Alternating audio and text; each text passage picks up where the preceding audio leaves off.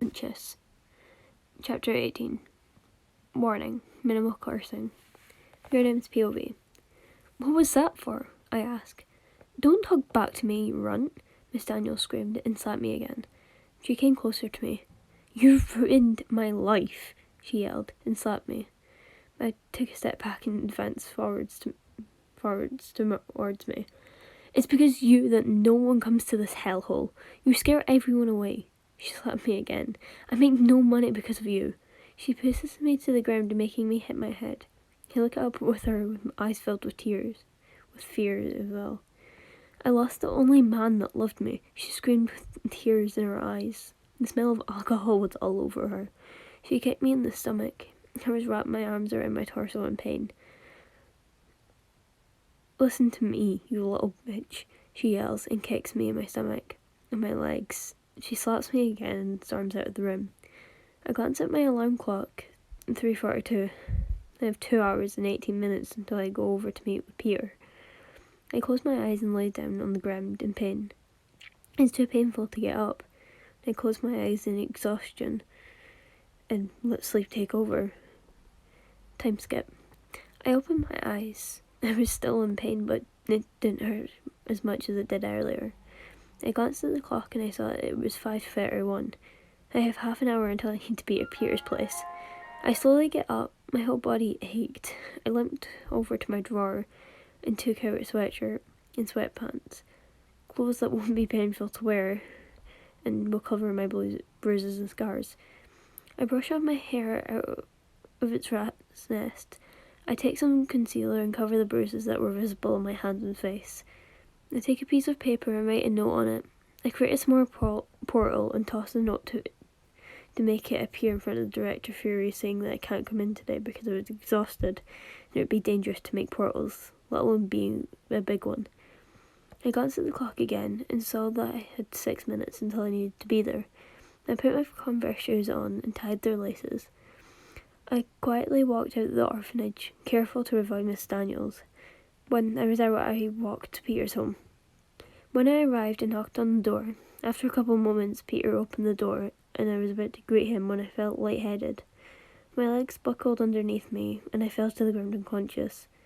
But I didn't fall to the ground. 2 arms wrapped around me before I hit the ground, and that's all I remember from before I blanked out fully. 19. Nightmare. Your name's POV in a dream. I don't care if she's her daughter, Carol. She's a monster. I heard my father yell at my mother. I walked past my old crib that my 2-year-old self sat in. It's like the thing, the Scrooge, when he went back to the past and watched what he did then, but no one could see him. John, she's just a child. She isn't a monster. She's like me, my mother yelled. I walked into the kitchen and watched my parents argue. My dad's eyes widened. What did you just say? He questioned. She got that power from me, John. It ran in my family, she said with tears streaming down her cheeks. You're like her? And I fell in love with a monster? Get out. Get out of my house and that demon of a child, my dad yelled. What? He thought of me as a demon? I mumbled to myself. John, I'm not very much different from you. Just this makes you hate me. Please, John, just understand me, my mum says, trying to get through to him. I look over and study my dad's face, trying to read the expression. I said get out, he yelled as he pushed my mother. She fell back and hit her head on the corner of the counter. She fell to the ground and a pool of blood appeared on the floor. Tears formed in my eyes. I screamed, but they didn't hear it. I heard my baby self start screaming and crying. My dad glared at me and stormed out of the house. Soon I heard the police sirens. The police ran into our small house. I looked out the window and saw them arrest my father. The other police ran into my baby room and took me out of the crib. Then everything went black. Peter's POV, back to when you arrived at his house. I heard a knock at the door. Aunt May, your name's here, I yelled to my aunt as I walked to the door. I opened it and smiled into your name. She opened her mouth to speak but stopped. I looked at her in confusion, then suddenly her eyes rolled back and she collapsed. I moved quickly and wrapped my arms around her torso. I looked into her in worry. I ran into the house while holding her bridal style. I ran into the kitchen. Aunt May looked over at us when we saw that your name was unconscious. "Oh my, sweetie, what happened?" she asked. I don't know, she just fainted once I opened the door," I told her. Come, lay her on the couch," May says. I nodded and quickly moved and carefully lay her on the couch. "What do we do now?" I ask. "Well, all we can do is really wait for her to wake up," she says. "What? There's something we can do. We can call the orphanage," I say, reaching for the phone. Aunt May slapped my hand, making me look up at her. Confusing. Don't do that. We don't want to worry them. We can take care of her here," Aunt May said. I hesitantly nodded. I was so worried about her that I stayed by her side the whole time that she was unconscious. Suddenly, your name screamed. She scared me, and made me jump out of the chair and that was sitting and fall on the floor. I looked at her worriedly, and then I heard her make sniffling sounds. I looked up at her and saw that she was crying, and then suddenly jerked up. "What? Where am I?" she asked, as she continued crying. I rushed over. "Your name, calm down. You're just at my house. Do you know why you blacked out?" I asked her, and I sat next to her. She shook her head, no. Nonsense. Chapter 20. Your name's POA. I woke up in a panic, my whole body jumping up. "What? Where am I?" I asked, and tears continued streaming down my face. Peter rushed over. "Your name, calm down. You're just at my house. Do you know why you blacked out?" he asked me while he sat next to me. I shook my head no, when it was a total lie. "I do know why I blacked out. I made too many portals lately and it drained me. And along with that, I was physically hurt twice. In the same hour, you may be asking how I made too many portals. Well, here's the list. In the morning, Miss Daniels was hungover, so I made a portal from my room out to an alley by the school. Then I realised that I forgot an essay back in my room, so I made a portal back to my room. Grabbed the essay and made a portal back. Then at lunch I had to make a portal from the bathroom stall I was in to the outside of site so I wouldn't have to pass Vanessa. Then I had to make one back to the bathroom after lunch. Then made one from the alley back to the orphanage. 6 today, and not to mention I made 6 or more portals yesterday. While I was thinking this over in my head, Peter seemed to be talking to me. "Your name?" he asked. I broke out of my daze. I hummed in recognition. He lightly chuckled. "I was asking if you wanted to have dinner here, since, I don't think you're ready to walk all the way back to the orphanage after that," Peter suggested, while rubbing the back of his neck. He seemed nervous, but I don't know why. Time skip. We had finished eating dinner, and I helped May and Peter clean the dishes. At one point, I saw Peter staring at me, but I don't know why. At one point, I also kind of stared at him for a little. "Okay, thanks for dinner, guys, but I really must be going." I saw them start moving towards the door. "No, wait," Peter said, grabbing my wrist. I slightly winced, but tried to hide it, and luckily Peter didn't seem to notice. I glanced up at him. His hand retreated off my wrist and back to his side. "I was gonna ask if you would like me to come with you. I mean, just to make sure nothing happened and that you're safe," Peter said. I blushed. He was being so kind to me. Peter, I think I'll be fine. You don't need to come with me. If anything happens, I'll call." I politely declined.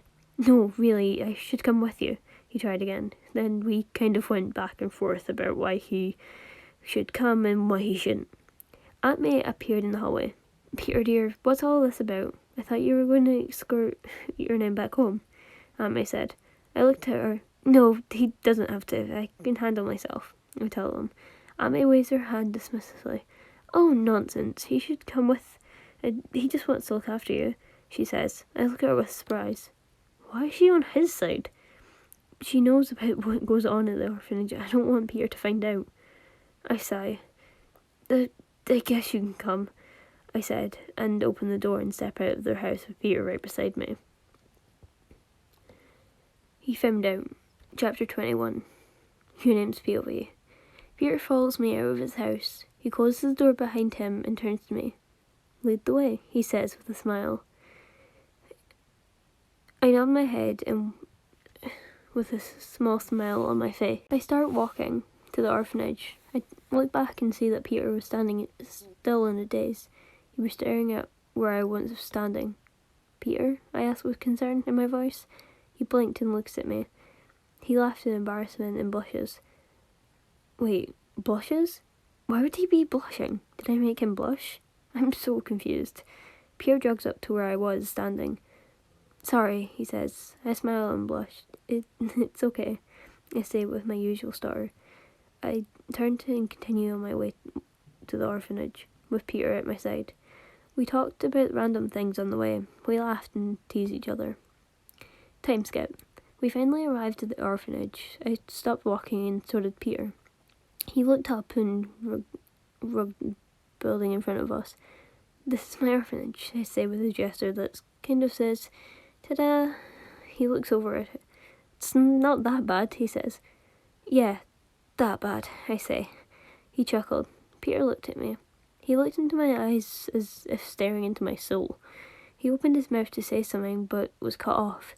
Your name, get in here, Miss Daniels yelled. I sighed. Bye, Peter, I said in a kind of depressed tone of voice. I looked down. Bye, he said. I turned and walked into the doorway. I looked at Miss Daniels, who had a kind expression. It didn't surprise me that she tried to look nice in front of outsiders. She glanced to watch Peter start walking away. She slammed the door and closed and looked at me. She pushed me, staring into his eyes. So cheesy. He's just there. He's pities you. Do you really believe that he would fall in love with you? She says in a mocking tone. I stayed silent. Seriously? You do believe that he actually likes you? You're so gullible. Go to your room, she yelled. I quickly got up and scurried up the stairs and into my room. I quickly but silently closed my door and rushed to the wall opposite the doorway. I slid down it. It was silent for a second in my bedroom door and slammed open. I flinched. Mrs. Daniels walked into holding a half-empty bottle of wine. She stumbled. She pushed me, so I was trying to lay on my side. She kicked me in the leg. If I can't have the love of my life, then you're surely never going to be loved by someone. You're hopeless and useless, and I don't have to do anything to keep you from falling in love. You scare them all away by yourself, she yelled. In between sentences, she would kick me hard anywhere on my body. Where? That didn't mean anything to Mrs. Daniels. She wanted me to feel pain all over. At the end of her speech, she gave me one huge, painful kick to my ribs. I sucked in my breath in pain. I gave a small yell of pain. Shut it, she yelled, and stumbled out of my room. Peter's POV. I walked away from Your Name's orphanage. I was almost home when I heard a scream of pain. It came from the orphanage. I quickly got into my Spider-Man suit and made my way to the orphanage. I swung over to Your Name's room. Fortunately, her bedroom window was open. I climbed in and saw the bedroom door being closed. I could hear crying. I looked around the corner of the room and saw Your Name curled up in a corner in pain. She was crying and bleeding. What happened? I asked as I quickly went over to her. Her head shot up quickly to look at me. I saw blood dripping out of her mouth, but not a lot. She looked at me with fear in her eyes. She wasn't afraid of me, but what I might do and who I am.